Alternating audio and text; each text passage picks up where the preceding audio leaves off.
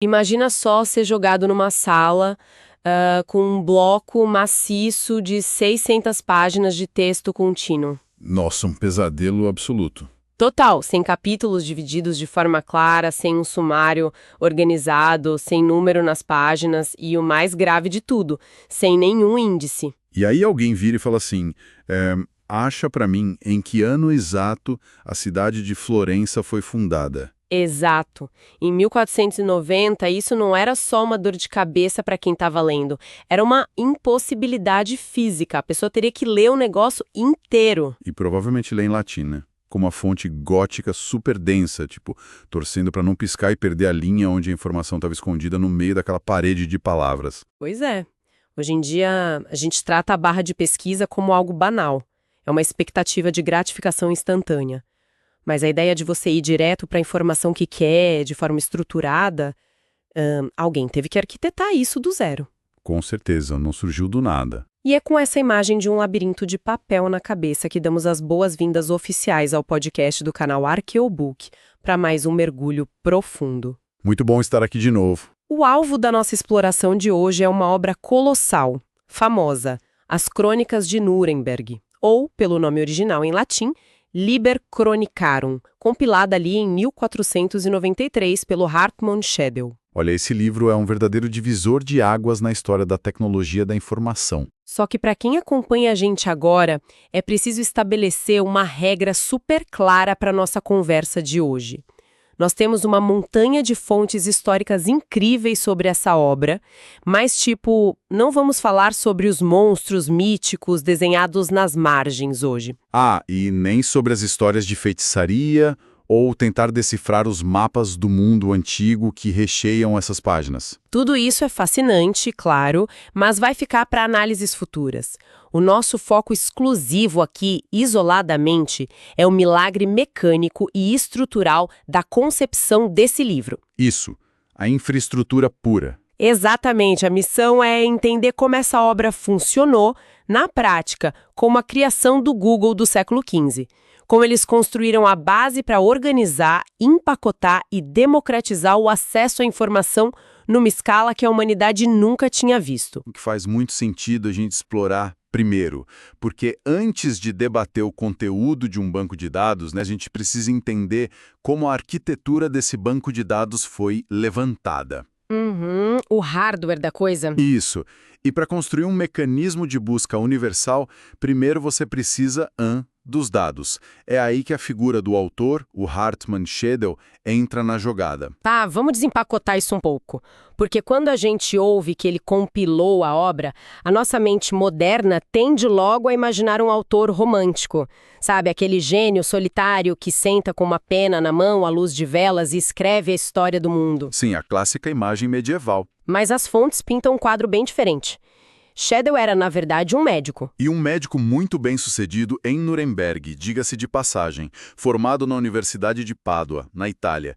E isso é crucial, porque em Pádua ele foi profundamente exposto ao humanismo renascentista. E a principal consequência prática desse sucesso profissional todo era que ele tinha muito dinheiro sobrando para o que na época era um vício caríssimo, comprar livros. Um hobby de luxo. Total. As anotações sobre a coleção pessoal dele mostram que ele possuía quase 1000 volumes. Uma mistura ali de manuscritos copiados à mão e os recém-inventados livros impressos. É loucura pensar nisso. Para contextualizar para o pessoal, ter 1000 livros no século XV era o equivalente a ter um data center privado no quintal de casa. Era uma das maiores bibliotecas de toda a Alemanha, se não da Europa Central. Então, pensando com uma cabeça de tecnologia, eu vejo que o Schedel atuou muito menos como um escritor tradicional e muito mais como um web scraper humano. Um curador de dados, perfeito. Decalcada de uma obra chamada Supplementum Chronarum. Que era de um monge chamado Giacomo Filippo Foresti. Exato. Schedel pegou esse texto, adicionou dados de outros livros de geografia que ele tinha na prateleira e montou um verdadeiro Frankenstein de informações. O que é realmente fascinante nessa história é a motivação por trás disso, porque revela a verdadeira engrenagem ideológica da época.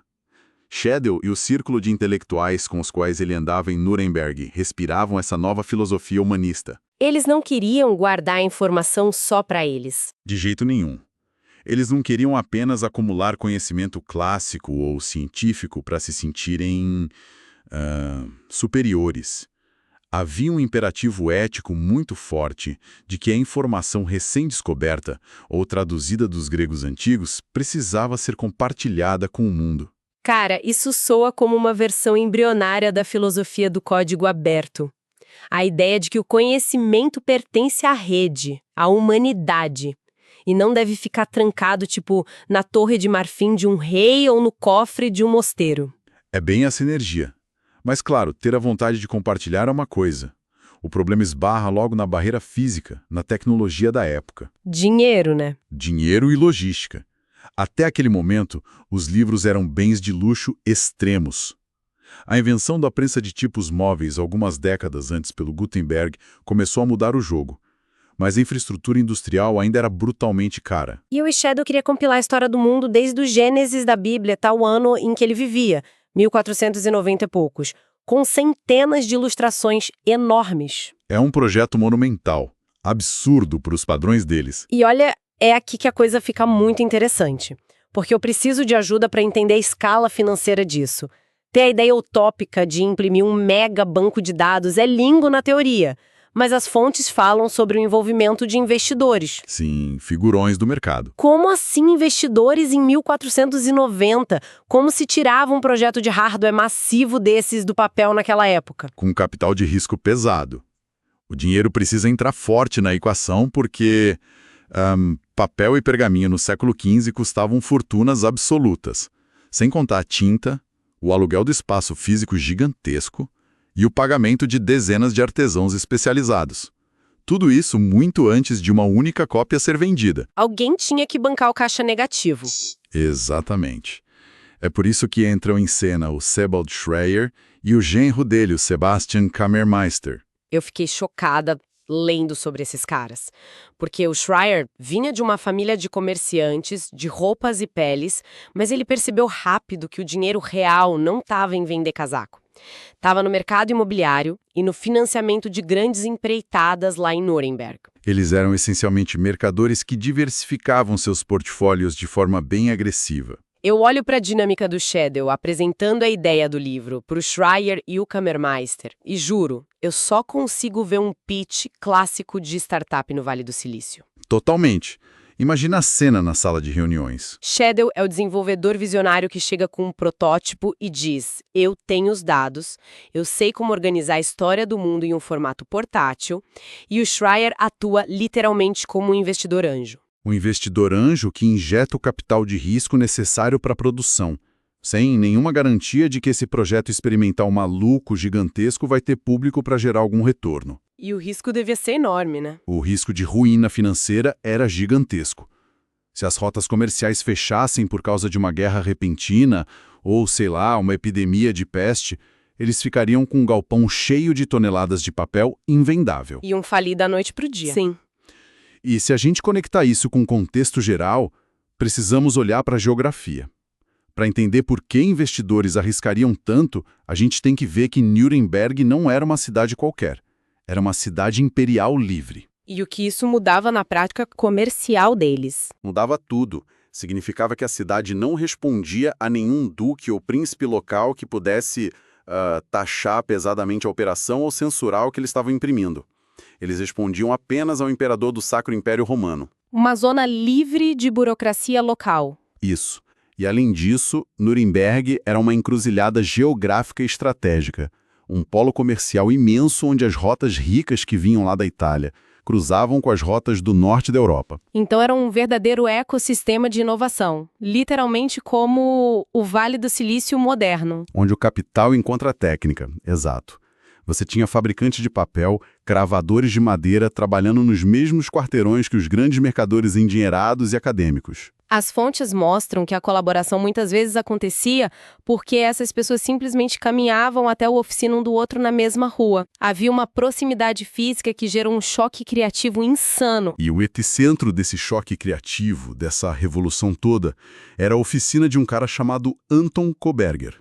Porque Com o banco de dados curado pelo Shadow e o capital garantido pelos investidores anjo, você precisa de uma fábrica capaz de aguentar o tráfego pesado de dados. A infraestrutura é pesada. E as fontes apontam Koberger como dono de uma gráfica gigantesca que operava, pasmem, 24 prensas ao mesmo tempo. É um número assustador para a época. Mas espera aí, me ajuda. Eu tento visualizar isso e a minha cabeça dá um nó.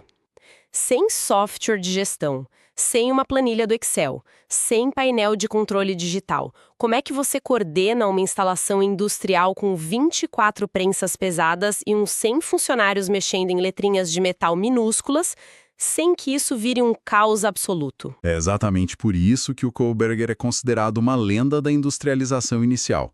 A gente precisa definitivamente abandonar a imagem bucólica do monge copista na paz do mosteiro. Esquece o silêncio. Esquece. A gráfica do Koberger era uma fábrica barulhenta, cheirando a fuligem, a olho de nós, a suor. Ele operava o lugar como uma precisão militar. E pensa no pesadelo logístico que era o projeto. Eles exigiam a impressão de cerca de 1.500 cópias em latim. O que já é muito. Mas, e aqui entra o gênio comercial da coisa, eles decidiram traduzir e imprimir simultaneamente 1.000 cópias em alemão. Nossa, o que é uma loucura logística. E as fontes citam o Georg Alt, que era o escriba da cidade, como sendo o responsável por essa tradução. Mas, mecanicamente, como isso funciona? É bem complexo. Porque a estrutura do alemão é muito diferente do latim. As palavras tendem a ser bem maiores, frases mais longas. Se eles estavam usando o mesmo layout de página e as mesmas imagens grandonas para as duas versões, como o Georg Alt fazia o texto caber no espaço físico da placa de metal? Isso até levanta um ponto super importante sobre a engenharia de layout que eles inventaram ali. O Koberger e a equipe dele criaram modelos de rascunho em manuscrito primeiro. Eles essencialmente desenharam wireframes das páginas físicas. Tipo um protótipo de designer gráfico. Perfeito. Eles escreviam o texto à mão e faziam esboços meio grosseiros de onde cada ilustração gigante iria ficar na página final. E o Georg Alt suou muito a camisa, porque quando a tradução alemã ficava muito longa, ele tinha que ativamente editar e resumir a história. Cortar informação para caber no bloco. Isso. E quando a tradução ficava muito curta, os compositores da gráfica tinham que jogar fontes maiores ou deixar uns espaços em branco criativos para que o texto se alinhasse perfeitamente com os blocos de imagem que já estavam esculpidos. E falando nessas imagens, a parte visual dessa obra é coisa de outro planeta. O livro tem mais de 1.800 ilustrações. Eles contrataram o estúdio do Michael Wohlgemuth e do Wilhelm Pleidenworth para criar esses blocos de madeira. Dois dos maiores mestres da xilogravura da época. Sim, e eu acho fascinante pensar na física da impressão. Como você pega uma prensa de madeira maciça, coloca texto feito de chumbo e no meio das letras de chumbo você enfia uma imagem esculpida num bloco de madeira e prensa tudo no papel usando muita força, sem destruir o bloco. A margem de erro era quase inexistente, era precisão pura. O artesão que esculpiu a madeira tinha que entalhar a imagem de trás para frente, claro, retirando tudo que não era a linha do desenho. E o bloco de madeira precisava ter exatamente na fração do milímetro a mesma altura das letras de metal. 1 milímetro de diferença dava ruim. Dava um desastre. Se o bloco fosse uma lasca de madeira mais alto, a força esmagadora da prensa ia rachar a ilustração ao meio, ou faria com que as letras ao redor não encostassem no papel, deixando o texto invisível. Se fosse mais baixo, a imagem saía falhada e fraca. É um nível de calibração que a gente hoje resolve apertando Ctrl+P no computador. E se sai torto, a gente ainda reclama. Exato. E o Koberger gerenciava tudo isso simultaneamente nas 24 máquinas.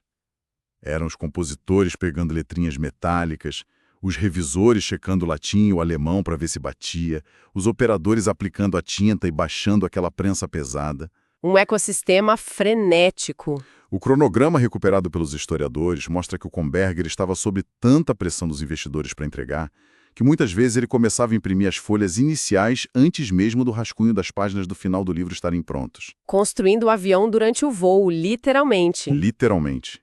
E essa operação inteira transformou a gráfica numa espécie de fazenda de servidores física. Sabe, eles não enviavam pacotes de dados por cabos de fibra ótica. Eles despachavam enormes barris de madeira cheios de páginas impressas soltas em carroças e barcos fluviais. Para a Europa inteira, né? Para livreiros em Paris, Veneza, Lyon. Kohlberger chegou a dominar cerca de 72% da produção impressa em Nuremberg na virada do século. Ele era o grande monopólio de dados da época. E aí a gente chega no verdadeiro pulo do gato estrutural desse projeto. Porque vamos olhar pelo lado do engenheiro de produto agora, focado na experiência.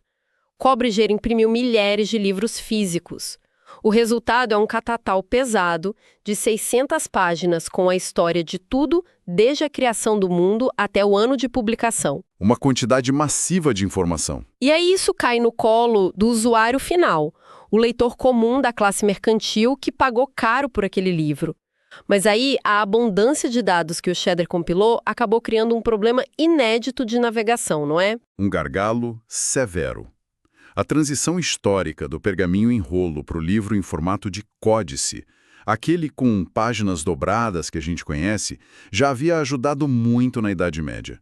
Mas a maioria dos textos medievais ainda era concebida de forma muito linear. Para ser lido do começo ao fim. Isso. Você abria na página 1 e lia até o final, muitas vezes em voz alta.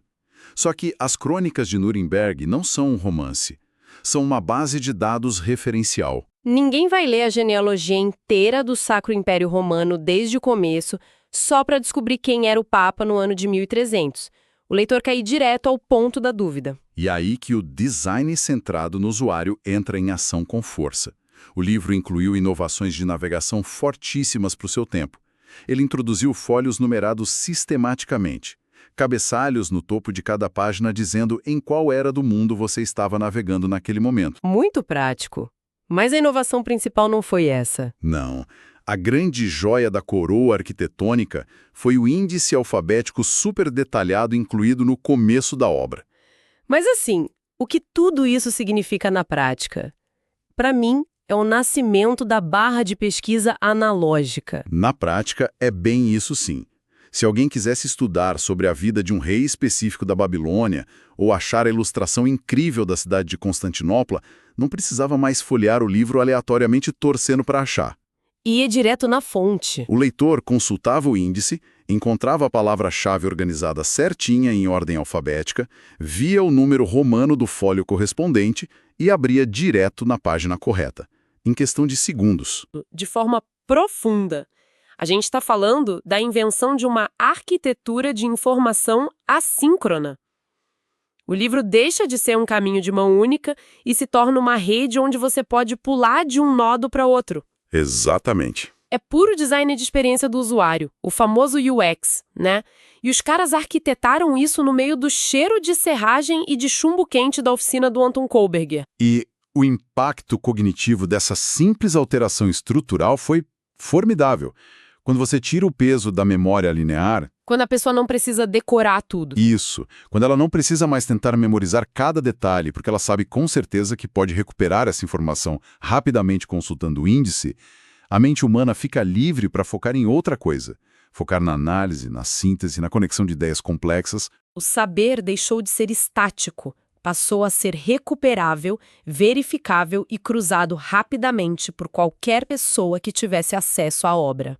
Essa é a grande revolução. Isso muda tudo. É impressionante notar que não estamos olhando só para um calhamaço velho e empoeirado de museu. Quando a gente disseca as crônicas de Nuremberg dessa forma estrutural, nós estamos vendo o ponto exato em que a ambição intelectual colidiu com o capital de risco e a engenharia pesada. Uma tempestade perfeita de inovação. O agregador de dados, Shedder, os investidores anjos, Schreier e Kammermeister, e o gênio industrial do Kohlberger criaram literalmente o primeiro servidor em grande escala do mundo conhecido, e ainda empacotaram tudo isso com uma interface de busca que revolucionou a leitura. É o triunfo da mecânica aplicada sobre o caos da história humana, né? A capacidade impressionante de organizar a infinidade do tempo em algo pesquisável e padronizado. É empolgante a pensar que nós acabamos de passar aqui bons minutos discutindo puramente o hardware da coisa.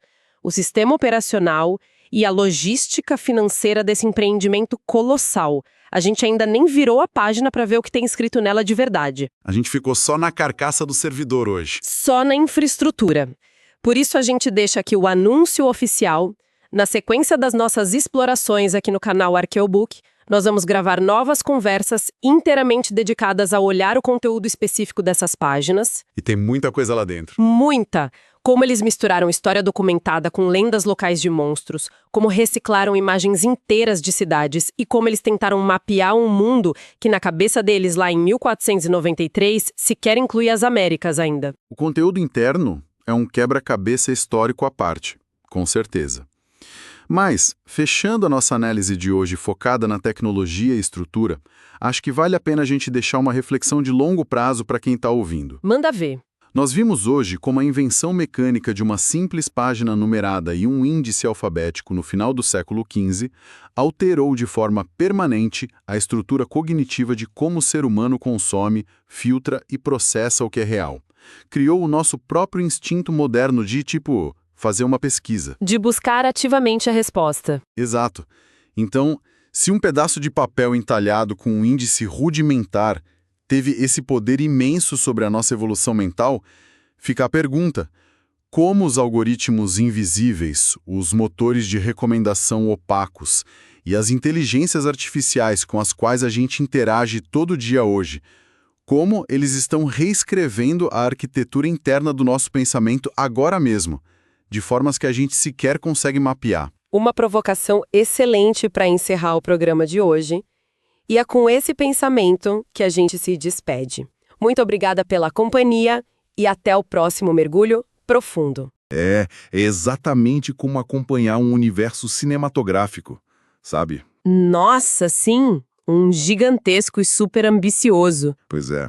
Aquela sensação de ver franquias que, são completamente diferentes e que não deveriam coexistir de jeito nenhum, colidindo na mesma tela. E ler as crônicas de Nuremberg passa exatamente essa impressão. Sim, é como se os patriarcas bíblicos, os heróis das epopeias gregas e lendas urbanas medievais habitassem exatamente a mesma realidade. Caminhando pela mesma linha do tempo, né? Dividindo o mesmo espaço físico e histórico. Exato.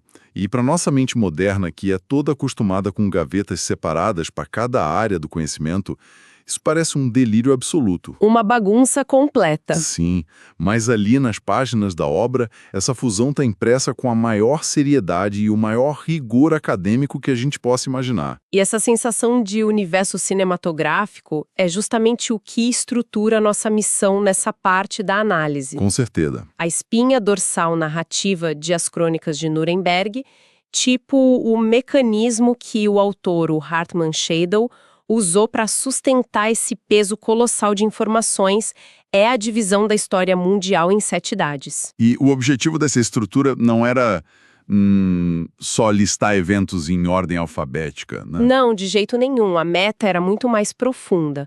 A ideia era unir a história sagrada das escrituras, os eventos políticos profanos e aquilo que a gente hoje classificaria puramente como mitologia. Tudo isso numa linha temporal única e sem nenhuma interrupção. Exatamente.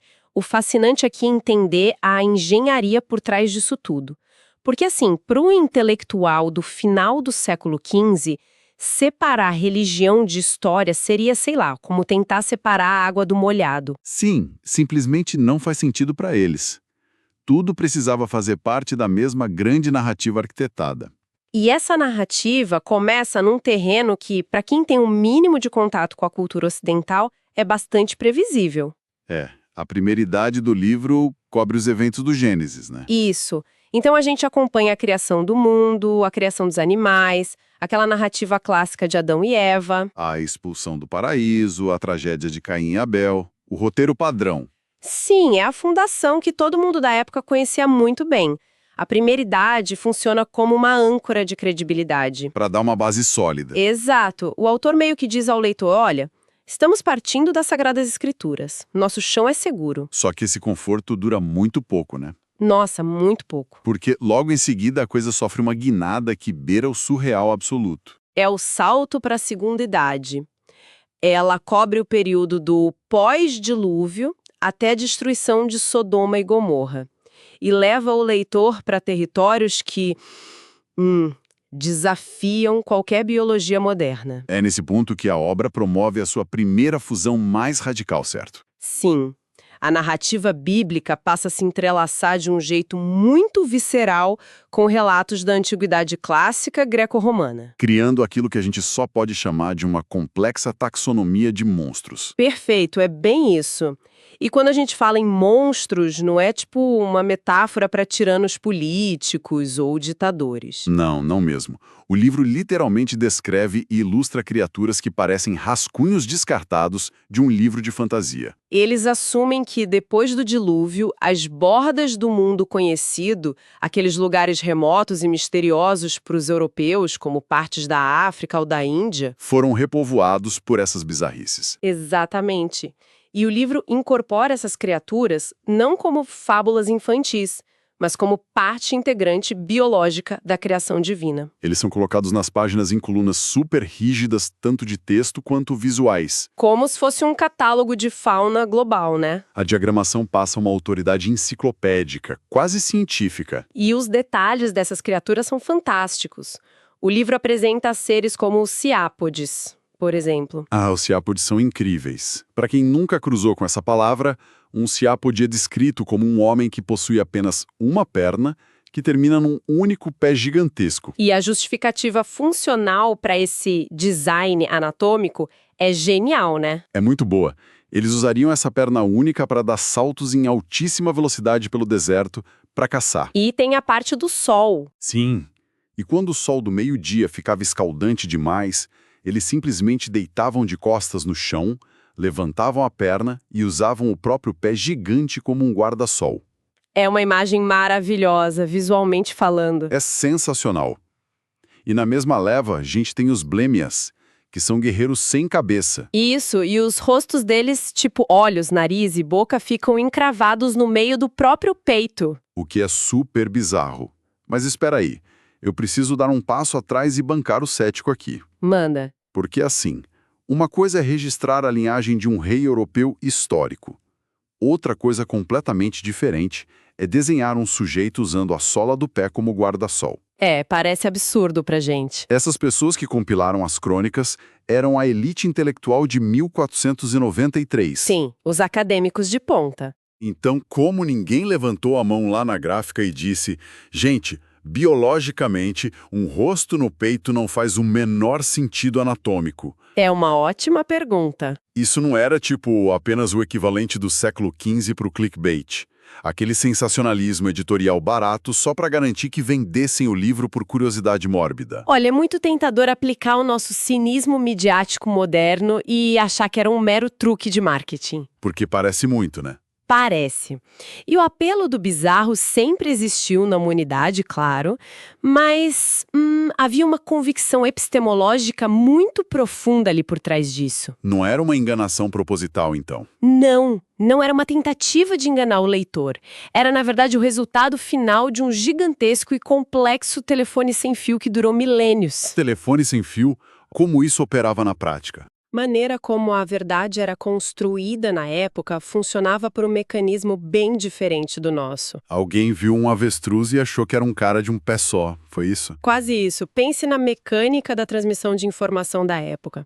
Imagine mercadores do mundo antigo viajando para os limites extremos da Ásia ou da África. Certo, viagens de meses, anos. Isso. E eles encontram culturas com modificações corporais intensas, ou sei lá, guerreiros usando escudos enormes e armaduras de couro que cobriam a cabeça até os ombros. Ah, o que esconderia o pescoço e a cabeça de quem vê de longe. Exato. Aí esse mercador volta e conta num porto que viu homens que pareciam não ter cabeça e tinham um rosto pintado no peito. E aí essa história passa de boca em boca. Por uns 200 anos, ficando cada vez mais literal e exagerada a cada geração. Até que chega num acadêmico. Exatamente.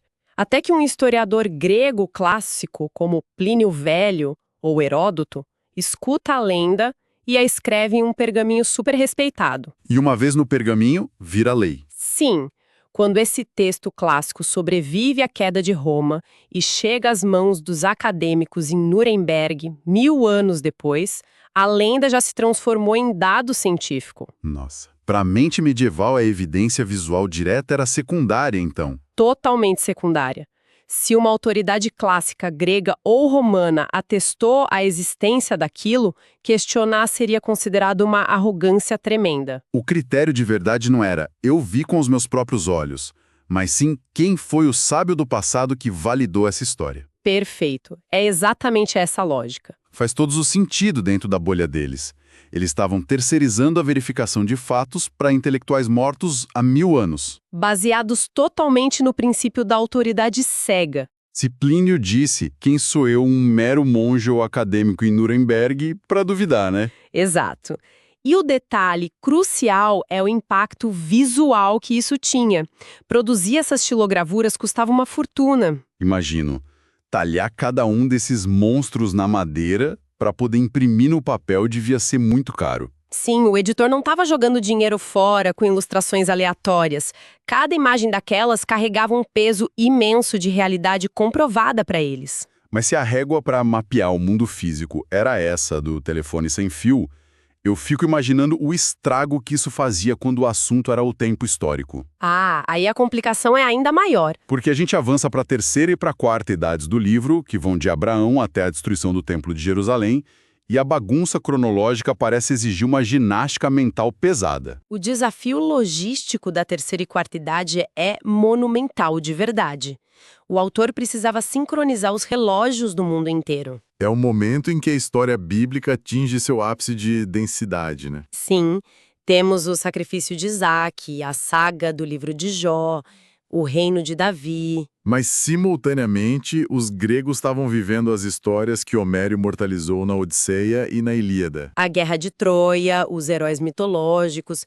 Tudo isso precisava ocupar o mesmo calendário. É a analogia que me martela a cabeça o tempo todo. Pensa numa pessoa hoje tentando fundir a página da Wikipédia da Segunda Guerra Mundial com a página do Senhor dos Anéis. É uma ótima analogia. Tentando achar o dia exato em que o Frodo destruiu o Anel cruzando com o Diadem na Normandia. Sim, é uma colisão de realidades. Como eles conseguiam pegar a mitologia grega e tratar como registro histórico puro, lado a lado com os profetas, sem gerar um curto-circuito teológico ali. Pois é, a igreja não via problema em colocar deuses pagãos na mesma linha do tempo de Abraão. Essa é a grande dúvida. O mecanismo que permitia essa fusão é brilhante, na verdade, e se baseava numa teoria antiga chamada evemerismo. Evemerismo? Isso. A solução intelectual que os acadêmicos cristãos encontraram foi meio que rebaixar os deuses e heróis pagãos. Rebaixar como? Eles argumentavam que figuras como Júpiter, Hércules ou Perseu não eram divindades reais. Eram sim antigos reis humanos, governantes locais de carne e osso. Ah, entendi. E que as proezas militares deles foram tão exageradas pelos seus povos, que eram ignorantes, que acabaram sendo adorados como deuses séculos depois. Caramba. Então um retcon histórico completo. Exatamente um retcon. Eles olham para o panteão grego, tiram os raios e os poderes mágicos da equação e transformam Júpiter num mero prefeito bem-sucedido da antiguidade que ganhou fama demais. É a ferramenta perfeita de assimilação cultural. Sensacional. E ao fazer isso, eles podiam pegar as datas desses antigos reinos gregos e alinhá-las matematicamente com os reinados dos reis de Judá e Israel. O que acontece bastante na Quinta Idade, não é? Sim, a Quinta Idade vai do cativeiro babilônico até a vinda de Cristo. E nela, essa sincronização atinge um nível quase industrial. O leitor vira a página e encontra um profeta bíblico lamentando o exílio e na coluna logo do lado, a narrativa secular da queima da Biblioteca de Alexandria no Egito. O sagrado, o profano e o outrora mitológico perdem completamente as suas fronteiras ali. Mas qual era a motivação filosófica final para esse esforço tão exaustivo? Como assim? E era só uma vontade de organizar a papelada do universo, de botar ordem na casa, ou tinha uma tese maior por trás de colocar Alexandria e Jerusalém no mesmo patamar de peso narrativo? Tinha uma tese muito maior. A tese central era a providência divina absoluta. Tá. A crença fundamental era de que Deus é o autor único de toda a história humana, Portanto, não podiam existir histórias paralelas. Tudo convergia para o mesmo ponto. Exato. A civilização grega, o Império Persa, os patriarcas judeus, todos eram apenas atores diferentes no mesmo palco. Seguindo um roteiro escrito pela mesma mão. Perfeito. Nivelar tudo não era um sinal de confusão acadêmica por falta de um método moderno. Era visto como o auge da erudição sistemática da época. Isso. Era a demonstração física de que o caos aparente da civilização tinha ordem, direção e um propósito singular desde o primeiro dia. E essa tentativa de colocar ordem no caos funciona super bem quando a gente está olhando para o passado distante, onde você pode moldar os fatos como argila. Sim, o passado distante é maleável. Mas a coisa entra em ebulição quando o livro chega na sexta idade, né? Ah, sexta-idade. Porque a sexta idade é a mais extensa e ela traz a linha do tempo desde os apóstolos e o início da igreja direto para o colo do leitor. Ela termina no presente absoluto da obra, que é o ano de 1493. E aí muda tudo. Muda porque a sexta idade é o espelho das ansiedades contemporâneas deles. As fontes não são mais apenas pergaminhos antigos. São relatos muito mais recentes, né? Sim, decisões políticas recentes, traumas coletivos daquela geração. A gente encontra o surgimento do Islã, a figura do profeta Maomé, Episódios de feitiçaria pipocando pela Europa. e páginas bem sombrias documentando as grandes pragas que dizimaram populações inteiras pouco tempo antes da publicação do livro. E é aí que o livro tropeça de vez no que a gente hoje chamaria de fake news medievais. Lendas urbanas que ganharam tanta força no boca a boca que se infiltraram no jornalismo chancelado pela elite da época. Sim. E o caso mais explosivo e emblemático de toda essa sexta idade é, sem a menor dúvida, a lenda da papisa Joana. Nossa, essa história. Para quem não conhece o contexto dessa lenda bizarra, ela narra a trajetória de uma mulher super inteligente que, em plena Idade Média, teria se disfarçado com roupas de monge. E se infiltrado na pesada hierarquia católica. Sim, dominada por homens. E ela teria enganado todos os cardeais do Vaticano e sido eleita papa. A inclusão da papisa Joana nas crônicas ilustra perfeitamente como a definição de fato histórico operava para eles. E o que torna esse episódio sociologicamente fascinante não é apenas o fato de o texto estar lá impresso em 1493. Não, de forma alguma. O mais impressionante é a reação física e, muito violenta que essa página provocou nos leitores ao longo dos séculos seguintes. Especialmente quando a Europa mergulhou de cabeça na reforma protestante, né? Exatamente. Porque o pessoal do protestantismo começou a usar essa página do livro como munição contra a igreja. Era a prova impressa. Eles apontavam para a enciclopédia e diziam, olha aqui, o próprio livro histórico de vocês admite que o papado é uma farsa. Até uma mulher já enganou vocês. O texto se tornou uma arma retórica perigosíssima. E a reação de muitos católicos que eram donos de exemplares do livro foi visceral. Eles não se limitavam a, escrever uma nota de rodapé discordando da lenda. Não era um debate acadêmico. Não, a interação era totalmente destrutiva. Há inúmeros exemplares sobreviventes de As Crônicas de Nuremberg, onde a página da papisa Joana foi violentamente vandalizada. Rasurada mesmo. Sim. A gravura e o texto foram completamente obliterados com tinta preta espessa ou raspados com facas. Tem casos em que a página inteira foi rasgada à força da encadernação, né? Muitos casos. Era um ato de censura física executado na biblioteca de casa. O leitor sentia que a própria presença daquela tinta na página era uma ofensa intolerável. Que precisava ser erradicada fisicamente a qualquer custo. O que torna alguns exemplares que não foram censurados, como a cópia mantida pela Sociedade Histórica do Missouri, verdadeiras joias arqueológicas. Porque os donos daquele volume específico aparentemente não se importaram o suficiente para destruir o livro. O que permite que a gente leia a obra hoje exatamente como ela saiu da gráfica. É um testemunho muito poderoso de como a informação era consumida e contestada, né? E vale pontuar que, além das lendas urbanas, essa sexta idade é permeada por relatos detalhados de conflitos sangrentos e perseguições religiosas. Sim. É importante a gente destacar que o texto original relata tudo isso, e nós estamos apenas reportando o conteúdo da obra, mantendo estrita neutralidade sobre os fatos. Com certeza, não estamos endossando nenhum lado histórico. E o que chama atenção é que eventos de extrema violência e intolerância institucionalizada estão espalhados pelas páginas com uma frieza narrativa chocante. O livro reporta atrocidades quase de forma burocrática, não é? Sim, e isso refletia a estrutura de poder daquela era.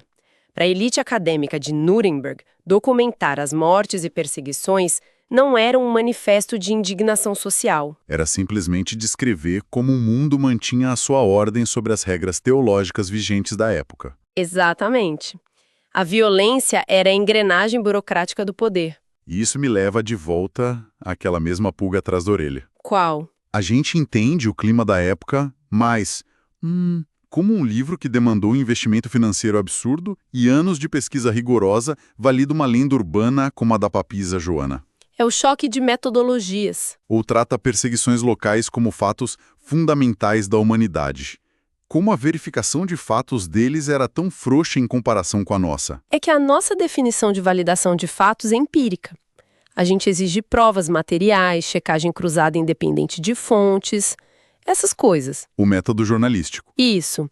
Mas a definição deles, de fato, estava profundamente enraizada em algo que a gente pode chamar de verdade moral. Verdade moral. Como assim? Se uma história circulava amplamente, mesmo sendo falsa em seus detalhes físicos e materiais, mas carregava uma lição vital sobre a fragilidade humana, os perigos do engano ou as consequências do pecado... A ressonância moral dessa história justificava a inclusão dela no livro de história. Exatamente. A utilidade didática se sobrepunha à precisão literal dos fatos. Caramba! A história da Papisa Joana era, para eles, um fato moral incontestável sobre a natureza da instituição.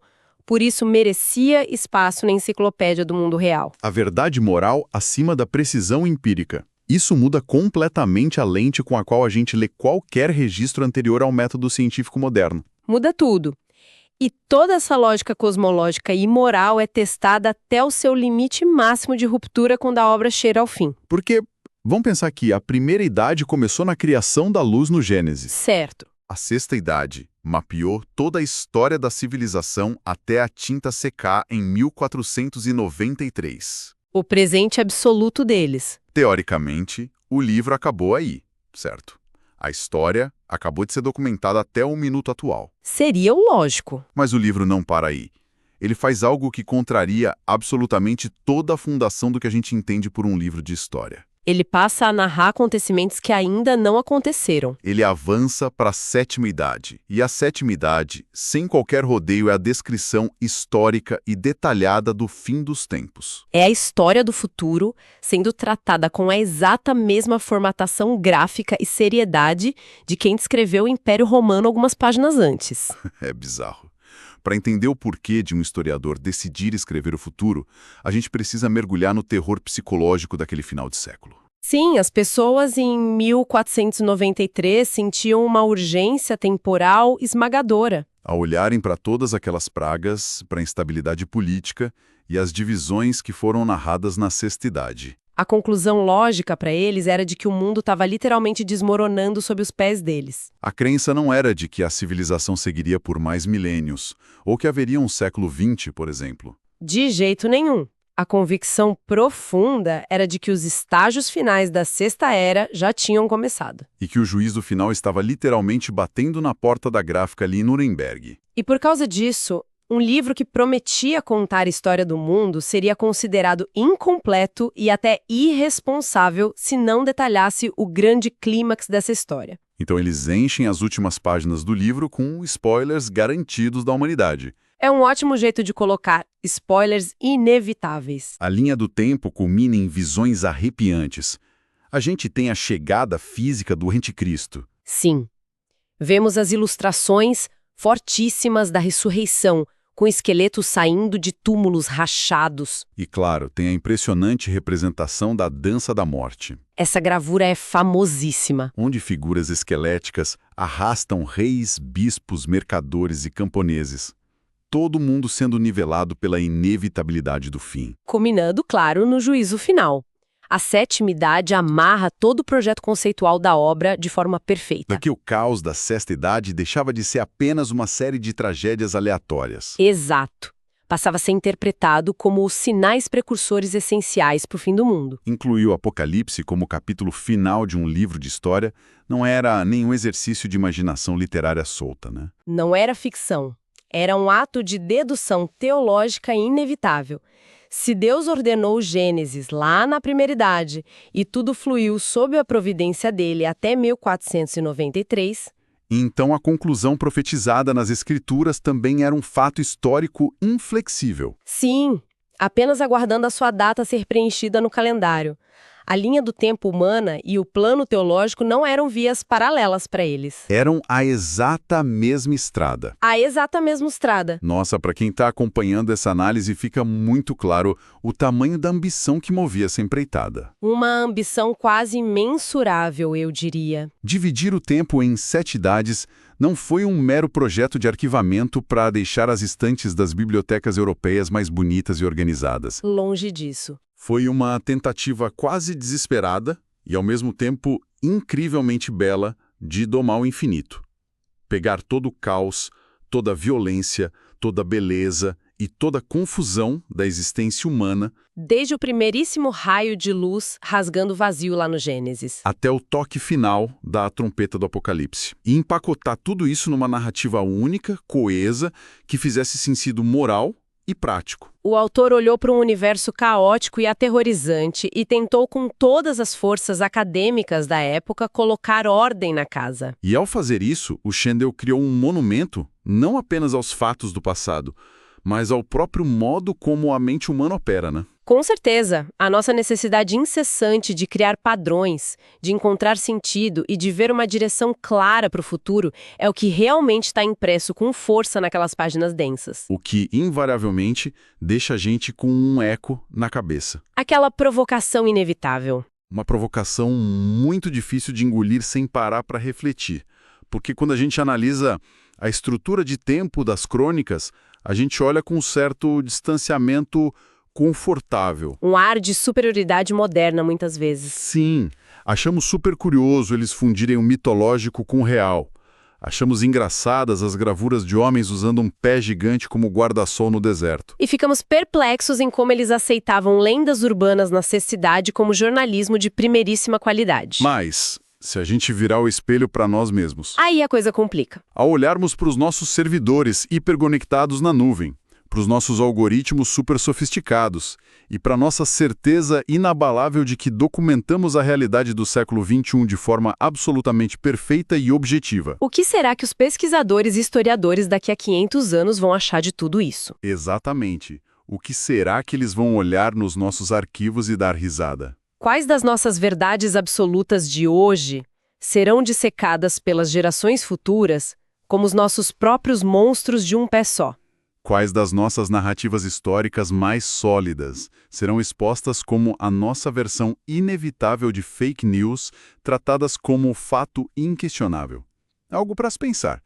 Na sequência desta análise, serão analisadas outras partes do livro. E é, exatamente por essa complexidade técnica insana que a gente estava discutindo que os registros originais da oficina acabam apontando para algo bem chocante.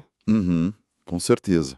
Porque, olha só, nessa parte da nossa análise, o foco vai ser exclusivamente no capítulo 3, o design gráfico e a arte da reciclagem nas crônicas de Nuremberg. Isso, focado 100% nisso. E, honestamente, pegando esse livro impresso lá em 1493, a primeira coisa que salta aos olhos é que ele não é só um relato histórico, sabe? Não, ele vai muito, muito além disso. Na prática, ele funcionou como um dos primeiros manuais primitivos de design gráfico do mundo. Nossa, sim.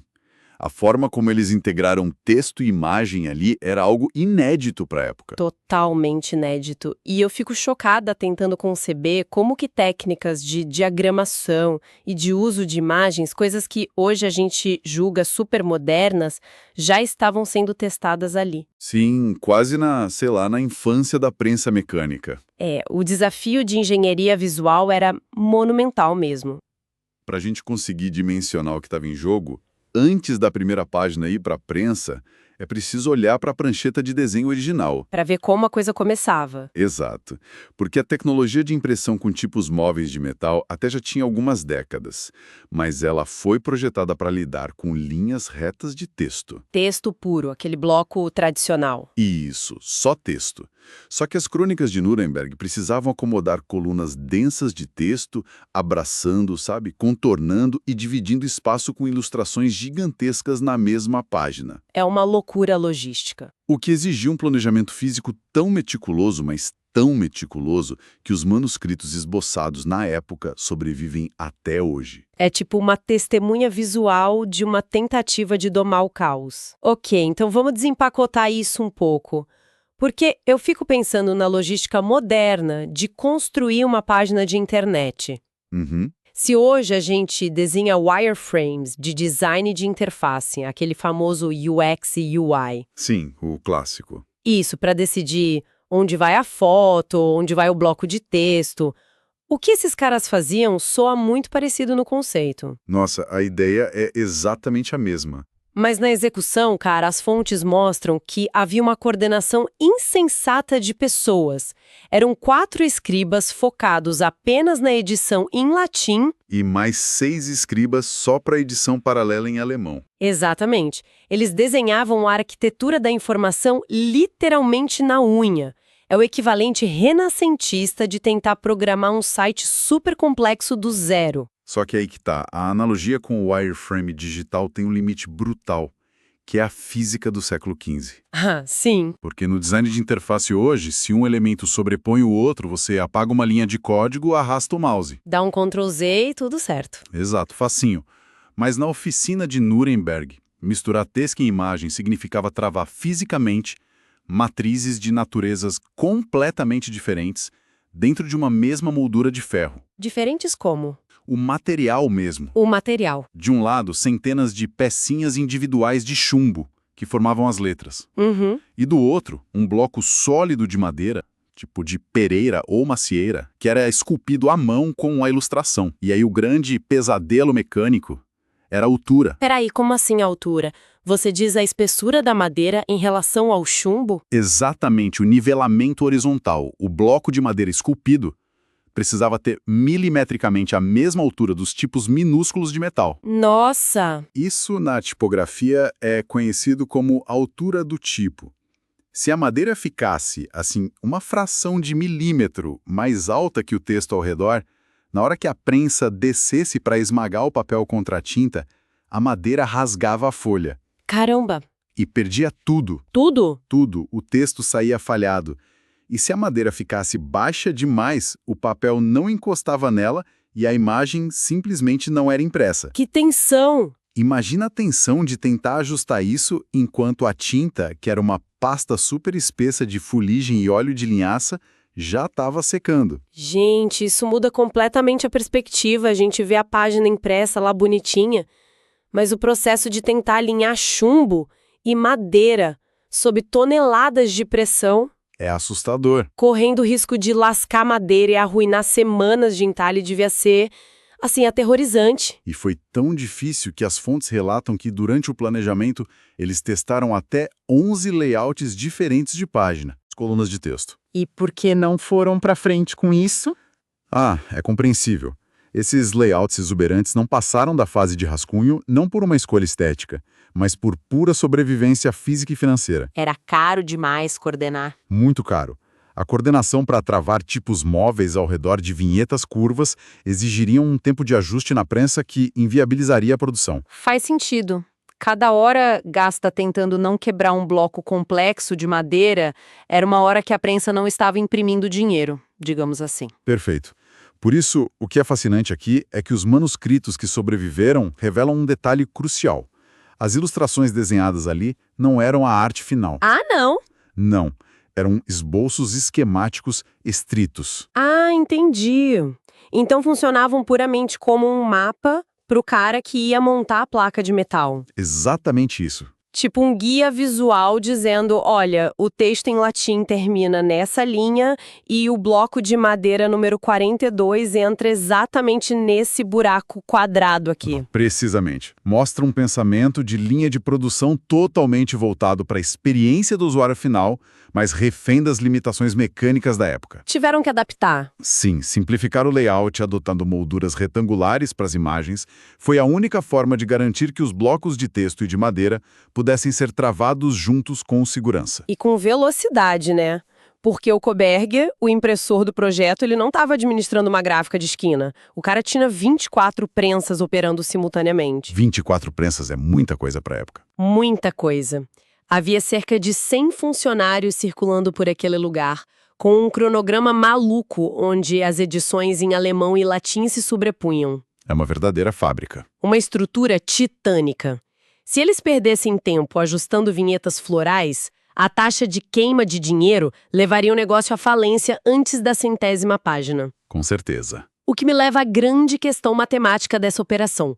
Como é que eles conseguiram escalar isso sem quebrar a banca? O abandono daqueles layouts super complexos nos leva direto a isso.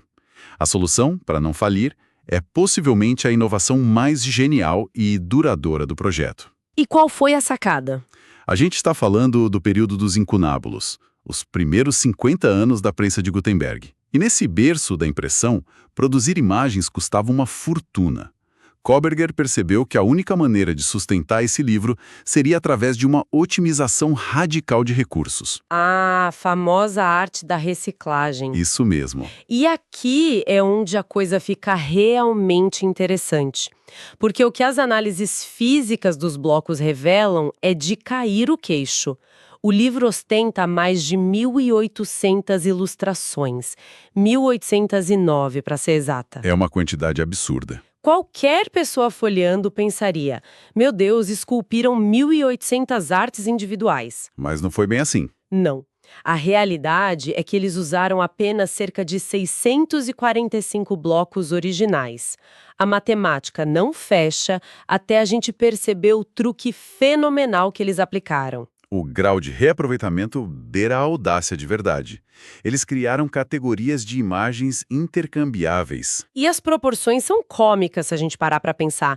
96 blocos de madeira com rostos de pessoas foram usados para representar 593 reis, papas e santos diferentes. Uma média de 6 usos por bloco. Isso. E fica ainda mais extremo com as paisagens urbanas. 53 matrizes de vistas de cidades foram impressas 101 vezes. Representando lugares que não tinham nada a ver uns com os outros. Eles essencialmente inauguraram um conceito corporativo de banco de imagens, as famosas Stock Images, mas no século XV. Sim, o conceito é idêntico. Mas a gente precisa entender por que isso funcionou e não arruinou a reputação do livro. Exato. Essa é a minha provocação, o meu pushback nessa história. Pode falar. Porque para quem lê hoje, que é obcecado por precisão fotográfica, isso soa como um golpe.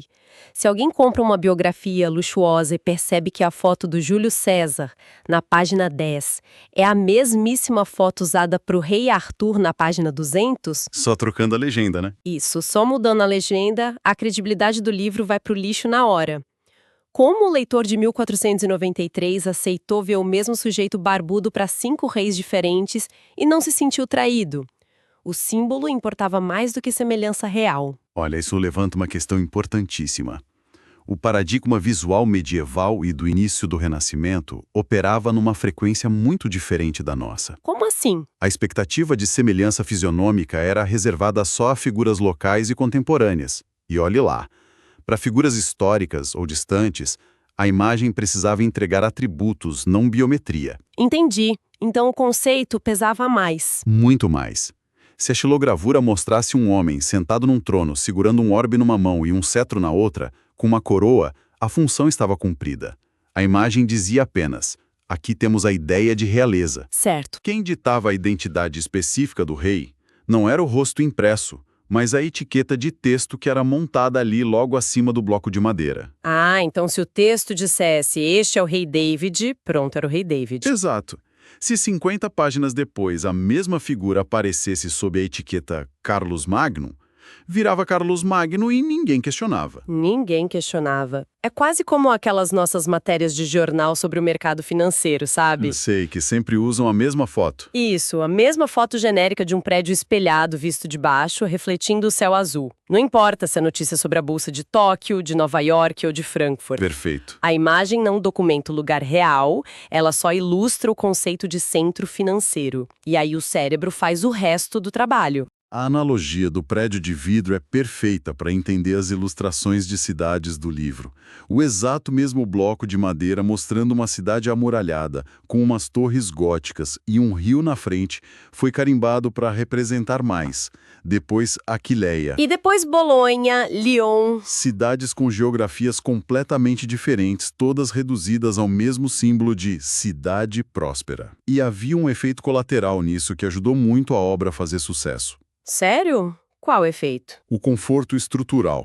A repetição padronizava a leitura. Imagina se a cada página o leitor precisasse decifrar uma nova composição artística complexa. Ficaria exaustivo. Muito exaustivo. Encontrar o rei genérico número 4 ou a cidade com torre número 2 virava uma espécie de jogo e funcionava como uma âncora de navegação. Ajudava a organizar aquele volume monumental de informação histórica na cabeça de quem lia. Exatamente. Criando um ritmo visual. Só que por trás desse suposto ritmo visual que facilitava a leitura, a gente não pode esquecer da motivação pragmática e inevitável, né? O dinheiro. O dinheiro sempre manda. Sempre.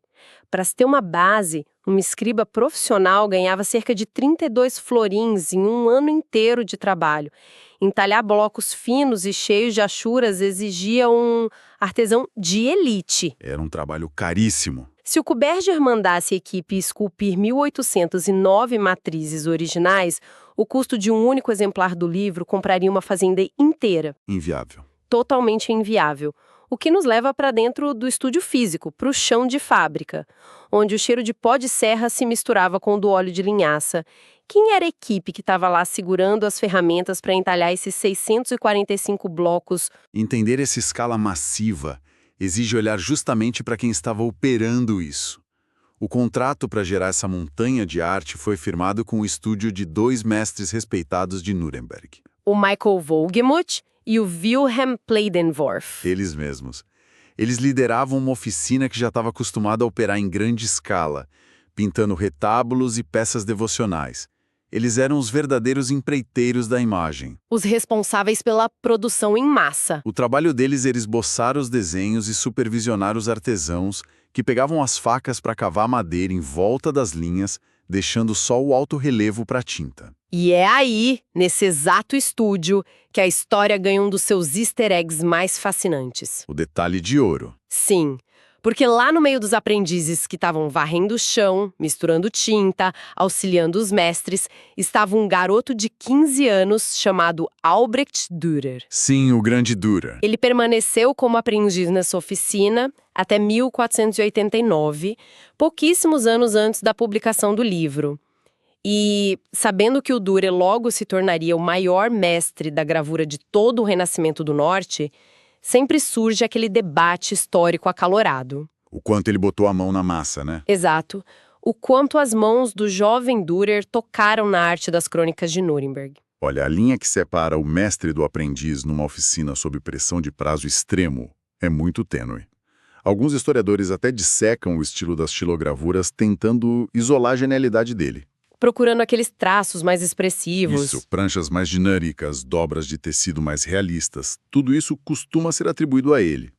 Mas a certeza que a gente tem é que num ambiente febril tentando entregar centenas de ilustrações para um impressor impaciente, ninguém ia ficar parado. nenhuma mão habilidosa ficaria de braços cruzados, de jeito nenhum. Então, o que tudo isso significa, né? É a imagem clássica do desespero corporativo. A gente, às vezes, fala de startup, de tecnologia acelerada, como se fosse um grupo de jovens tomando café gourmet e jogando pebolim. É, a visão romantizada. Totalmente romantizada. Mas a energia da oficina do Wohlgemuth devia ser a de uma startup na véspera de perder todo o financiamento. O barulho das prensas, as lascas de madeira voando, o frio terrível no inverno alemão, as cobranças do Kuberger. E no meio disso tudo, velhos mestres e jovens brilhantes como Dürer tentando não surtar. Tentando descobrir como produzir arte em massa sem quebrar as linhas finas de madeira que faziam os cabelos dos reis reciclados. Se conectarmos isso ao quadro geral, vemos que a fricção desse ambiente extremo produziu a excelência tática do projeto. Foi a necessidade que gerou a inovação. Exatamente. Não foi só o talento de um aprendiz ou de um mestre isolado. Foi a imposição da escala. Forçados a esculpir imagens para reaproveitamento infinito, eles tiveram que refinar os traços para serem os mais limpos e icônicos possíveis. Para a matriz suportar milhares de prensadas, né? Sim, sem perder a definição. Esse estúdio, prensado por essas demandas todas, não estava só ilustrando um livro. Eles estavam criando a gramática da comunicação de massa. Nossa, é o momento em que a imagem deixa de ser um artigo de luxo feito só para nobreza e vira um produto reprodutível, barato e global. Sim, eles sistematizaram o conhecimento visual para o mundo. Eles empacotaram isso.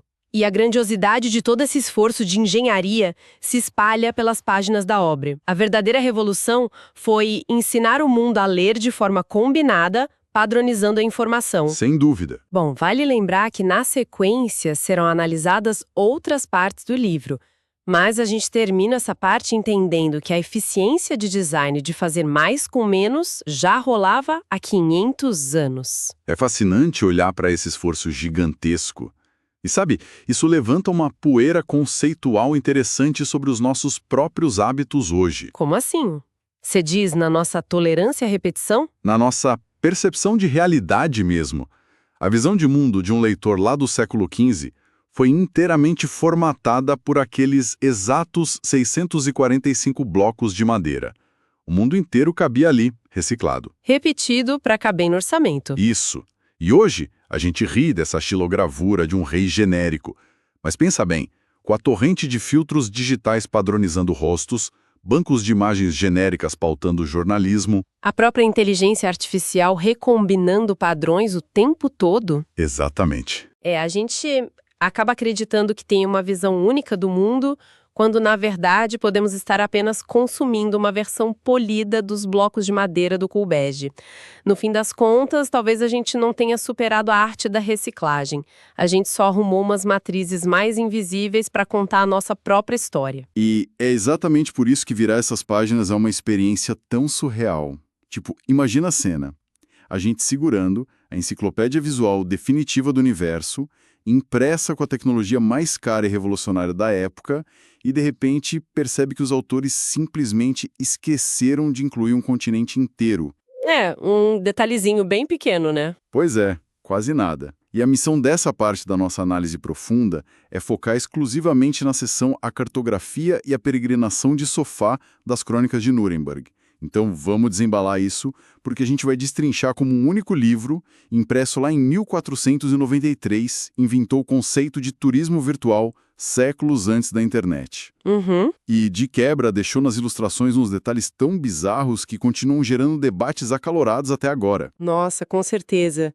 Porque, olha, o que a gente tem sob os olhos não é só um feito editorial, sabe? É uma verdadeira máquina do tempo.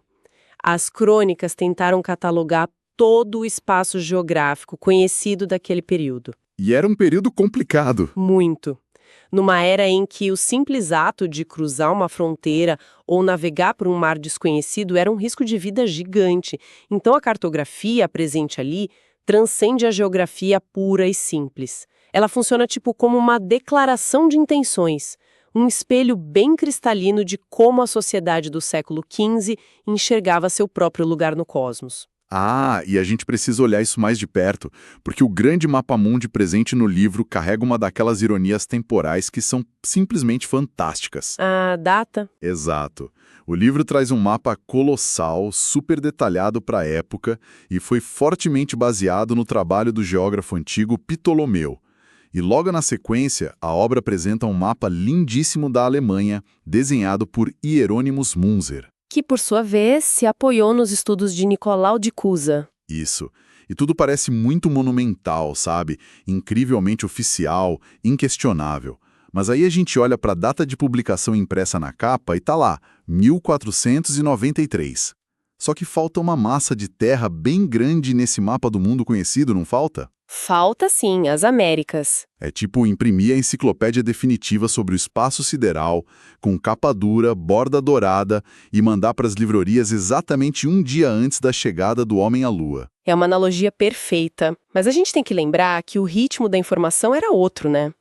É importante contextualizar que o mapa não inclui a chegada de Cristóvão Colombo às Américas, que ocorreu lá em 1492. E as notícias já estavam circulando, certo? Já estavam, as notícias dessa viagem já estavam de fato se espalhando pela Europa em 1493. Mas para entender o porquê dessa omissão monumental, a gente precisa olhar para a mecânica das prensas, como as notícias circulavam na prática. Ah, tá. As descobertas do Colombo viajavam através de panfletos informativos.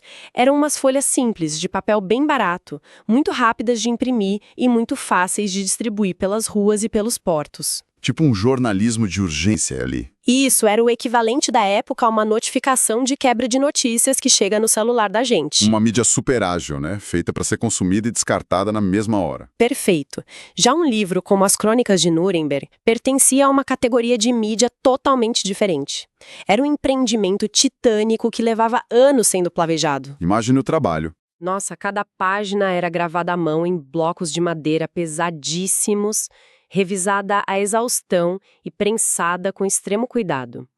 A geografia num livro de crônicas mundiais é lenta, é conservadora e muito deliberada. Não dava para simplesmente parar tudo. De jeito nenhum. Não tinha como gritar, parem as prensas, sabe? E descartar matrizes de estilogravura caríssimas que levaram meses para serem entalhadas, e tentar alterar o mapa mundi de Ptolomeu de última hora só para incluir um território recém-encontrado. E ainda totalmente confuso do outro lado do Atlântico. Exatamente. O custo seria absurdo. O ritmo da mídia pesada e institucional esbarrando de frente na velocidade supersônica do feed de notícias da época. É fascinante pensar que a mídia impressa já lidava com esse problema de ficar obsoleta no minuto em que ia para a gráfica. É a sina da mídia física, né? Pois é. E é aqui que fica realmente interessante, porque já que não dava para o leitor comum cruzar o Atlântico pelas páginas atualizadas, o livro focou em outro tipo de imersão. Aqui a história dá um salto incrível. A imersão visual. Isso. A ideia de explorar o mundo através de uma tela, ou no caso, de uma folha de papel impressa, não é uma invenção da era do Google Earth, não. As crônicas contêm umas vistas imensas. Imensas mesmo. Ocupando páginas duplas inteiras, repletas de detalhes de cidades como Jerusalém, Roma, Veneza, Florença e Constantinopla. O conceito de turismo virtual nasce precisamente dessa vontade humana de estar presente em lugares sagrados ou míticos, sem ter que enfrentar o perigo físico. As estradas eram terríveis, né? Sim, e tinha as doenças, ou o custo absolutamente inviável da jornada real. E essa estratégia visual do livro foi muito influenciada por uma obra anterior, o Peregrinatio in Terram Sanctam. Nome complicado. É latim, né? Foi publicado em 1486 por Bernard von Breidenbach. Essa obra foi um best-seller absoluto, muito famosa por trazer ilustrações desdobráveis imensas que deixavam as pessoas maravilhadas. E as crônicas copiaram isso? Copiaram no bom sentido. As crônicas de Nuremberg absorveram essa tática de engajamento e elevaram ela a um novo patamar de distribuição em massa. Mas vem cá, como é que as pessoas interagiam com isso, na prática? Porque hoje a gente abre uma aba no navegador, joga o bonequinho lá e passeia por Paris em 3D. Em 1493, olhar para uma gravura gigante de página dupla era só para achar a imagem bonita ou tinha uma função mais profunda? Tinha uma função visceral, viu? O ato de observar essas imagens detalhadas não era só um passatempo qualquer. Não. Não, funcionava como uma devoção ativa. Era quase meditativa. As fontes da nossa análise mencionam detalhadamente o impacto gigantesco dessas imagens dentro dos mosteiros. Mosteiros, por quê? Imagina a situação das viúvas, idosas e freiras enclausuradas. Pessoas que fizeram votos de estabilidade e que jamais poderiam realizar a jornada física até a Terra Santa ou a Vaticano. Elas usavam essas vistas de cidades gigantescas para fazer uma peregrinação por procuração. Que incrível! Havia um aspecto tátil na experiência, sabe? Os registros sugerem que essas pessoas podiam traçar com os dedos as muralhas impressas. Passando o dedo no papel mesmo. Isso, as ruas, os santuários no papel, experimentando uma conexão espiritual e geográfica muito profunda. E sem jamais colocar o pé fora do conforto e da segurança das celas delas. Nossa. Essa peregrinação de sofá era uma verdadeira tecnologia de salvação da alma para elas. Explorar o mundo inteiro sem levantar da cadeira. Parece que algumas coisas simplesmente nunca mudam na natureza humana, né? Verdade. Mas, ao olhar mais de perto para essas páginas duplas enormes, tem um detalhe nos bastidores dessa produção que me deixou completamente confuso quando eu estava lendo as fontes. O que foi? As fontes dizem que o livro promete mostrar o mundo conhecido de ponta a ponta. Mas a matemática da impressão não bate com a geografia real. Eu estava olhando a página que mostra a cidade de Mainz. Linda, super imponente. Tô acompanhando. E depois fui olhar a página de Lyon. E, cara, elas parecem idênticas. Tem as mesmas torres, o mesmo rio, as mesmas muralhas.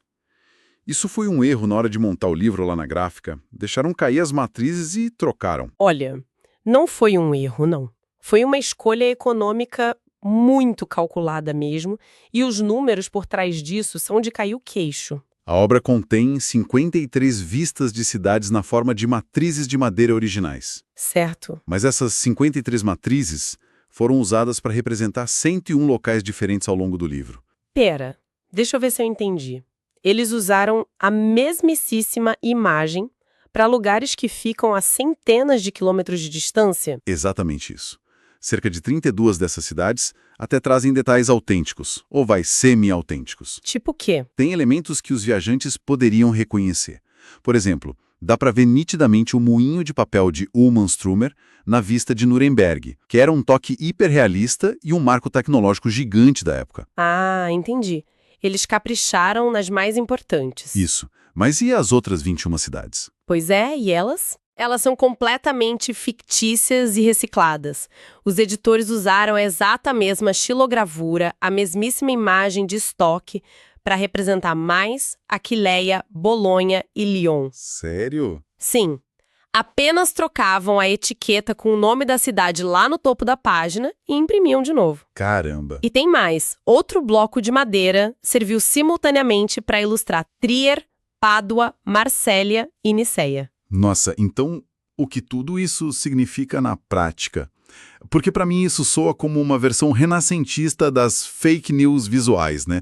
É tipo alugar uma casa deslumbrante em Paris por um aplicativo, chegar lá de mala e cuia e descobrir que a foto era de uma rua em Londres. É, o choque seria grande hoje. As pessoas da época não se sentiam profundamente enganadas ao virar as páginas e perceberem a repetição, não destruía a credibilidade dessa enciclopédia definitiva. Sabe, isso levanta uma questão importante sobre como funcionava o tal do contrato visual. O contrato entre quem produzia o livro e quem lia no século XV. A expectativa moderna de precisão fotográfica que a gente tem, ela simplesmente não existia. Ninguém estava procurando a própria casa no mapa. Exato, ninguém comprava o livro esperando um mapeamento de satélite de Bolonha. A intenção da imagem era representar o tipo de uma cidade. O tipo. É, a ideia platônica do que constituía um grande centro urbano medieval, entende? Ah, uma representação simbólica em vez de literal. Exato.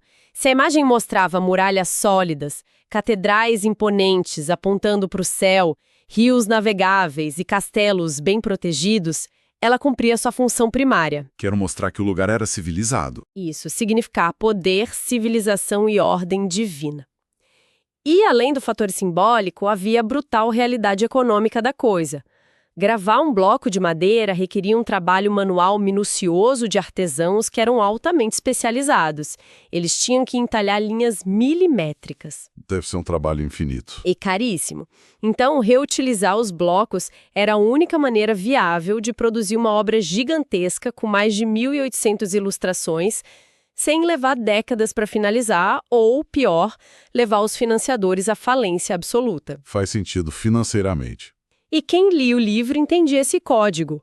É como quando a gente olha para o ícone de um castelo num mapa de um jogo de videogame. Ou jogo de tabuleiro. Isso, a gente sabe que é só um símbolo indicando que ali existe uma cidade importante, e não a planta arquitetônica real do lugar. O leitor daquela época aceitava que a imagem era tipo um espaço reservado para a narrativa, não uma fraude maliciosa. Tá, as pessoas aceitavam o símbolo genérico para cidades muito distantes, mas quando a equipe de impressão decidiu mostrar sua própria casa, A cidade de Nuremberg. o jogo mudou completamente. Vamos focar na vista de Nuremberg um pouco. Nessa ilustração específica, os artistas de fato colocaram um coração, a alma e, olha, uma dose colossal de manipulação política, né? Com certeza. A gravura retrata o arquétipo definitivo da metrópole medieval. A gente vê o majestoso castelo imperial lá no alto da colina, as muralhas fortificadas, super desenhadas para parecerem impenetráveis, as torres defensivas e as igrejas imponentes de São Sebald e São Lourenço ali dominando o centro visual. É linda a imagem. É incrível, mas, mesmo sendo a cidade natal de toda a equipe que fez o livro, eles não quiseram fazer uma representação fiel da realidade de jeito nenhum. Longe disso. O que é fascinante aqui é que eles alteraram violentamente as proporções reais do terreno e dos edifícios. Tudo foi muito modificado só para caber de forma perfeitamente simétrica naquelas 2 páginas. Eles deram uma espremida na cidade. Espremeram muito, encurtaram as distâncias, tornaram Nuremberg muito mais vertical, muito mais dramática e compacta do que ela realmente era na vida real. Só para criar impacto. Apenas para criar um impacto visual esmagador em quem abrisse o livro. Eles criaram a versão idealizada para o cartão postal deles mesmos. Mas o detalhe que mais chama a atenção não é uma rua fora do lugar ou um prédio mais alto. É o que eles decidiram desenhar na base da colina de Nuremberg. Porque, cara, é impossível não notar aquelas 3 cruzes lá embaixo. Esse é sem a menor dúvida o ponto de virada da imagem. Total. É a inclusão intencional e altamente simbólica do Gólgota. O local bíblico da crucificação. Isso, o local exato da crucificação de Cristo, completo com as 3 cruzes desenhados logo ali na periferia de Nuremberg. O Gólgota verdadeiro, historicamente falando, fica lá no Oriente Médio. Um pouquinho longe da Alemanha, né? Só um pouquinho.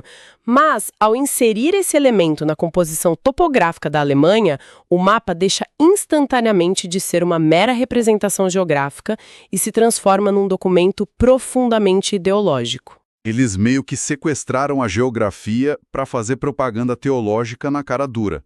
De forma brilhante, na verdade.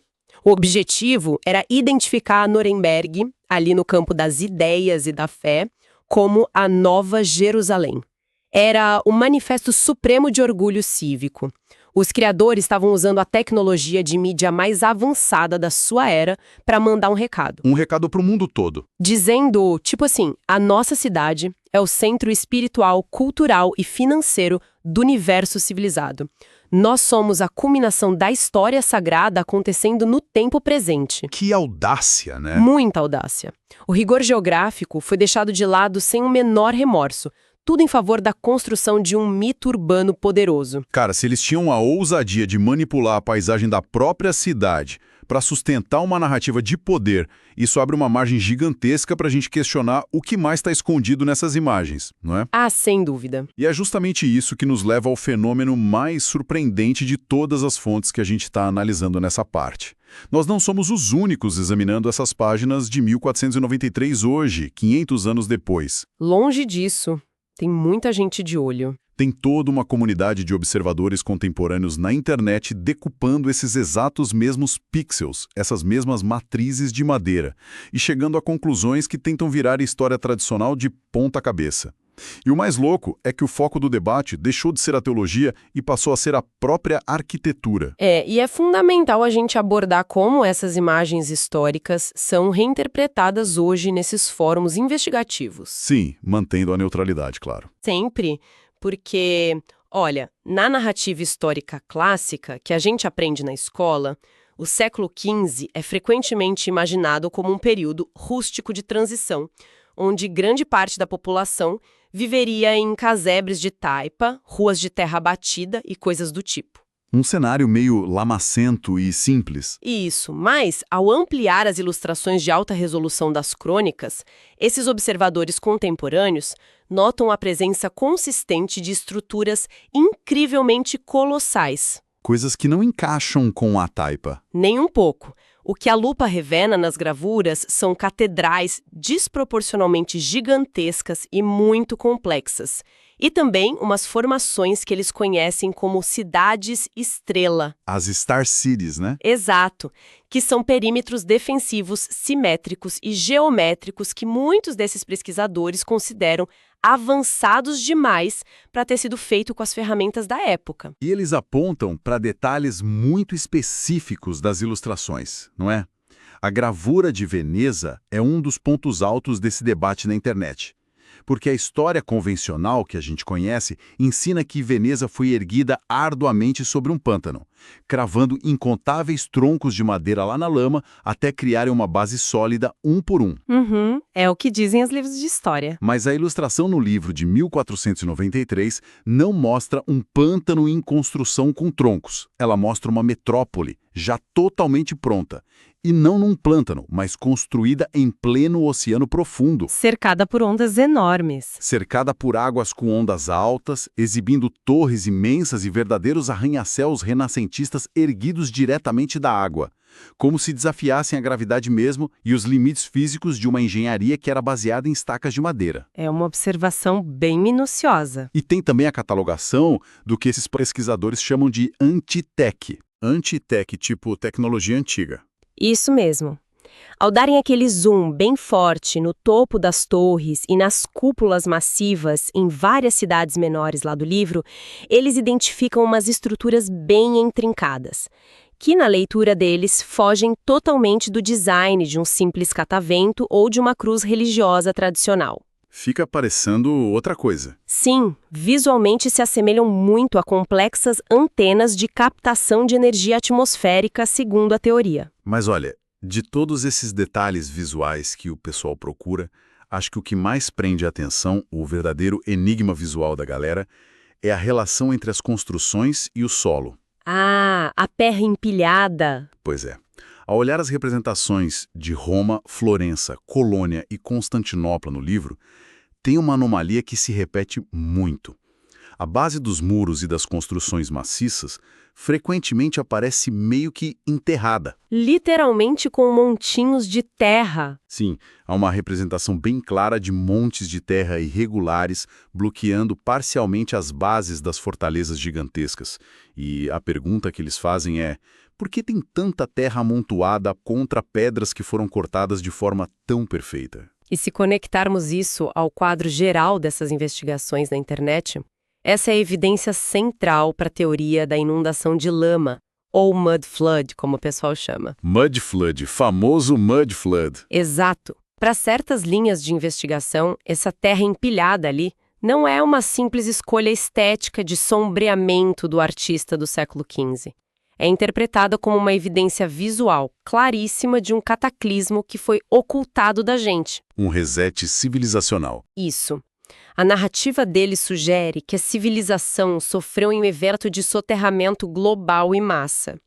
E que os habitantes de 1493 não estavam construindo aquelas megalópolis lá do zero, mas sim desenterrando e reocupando os edifícios de um velho mundo.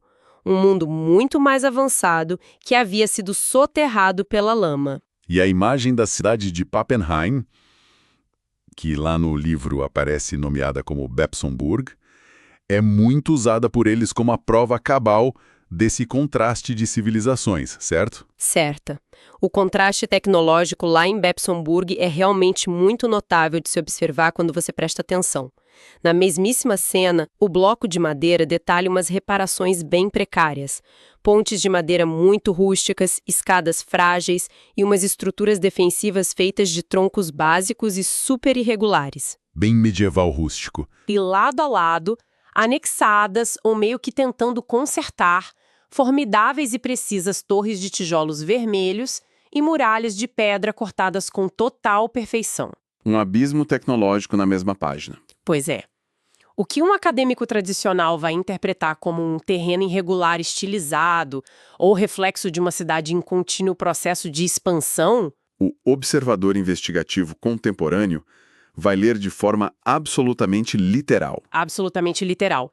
Para esse segundo grupo, a imagem é o flagrante direto de uma população com tecnologia de madeira tentando habitar e remendar as cascas monumentais de pedra deixadas por uma civilização anterior que era superior. Cara, é simplesmente fascinante pensar no peso de um entalhe na madeira.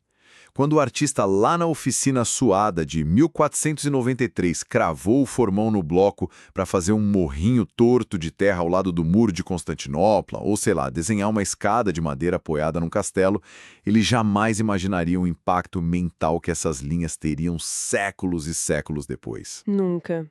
É imprevisível. E, relatando essas teorias sem tentar validar ou descartar nenhum dos lados aqui, fica muito claro que o verdadeiro poder dessas crônicas não está apenas no que elas queriam ensinar de forma deliberada. Tá no que escapa. Exato. Está no que elas deixam escapar pelas frestas.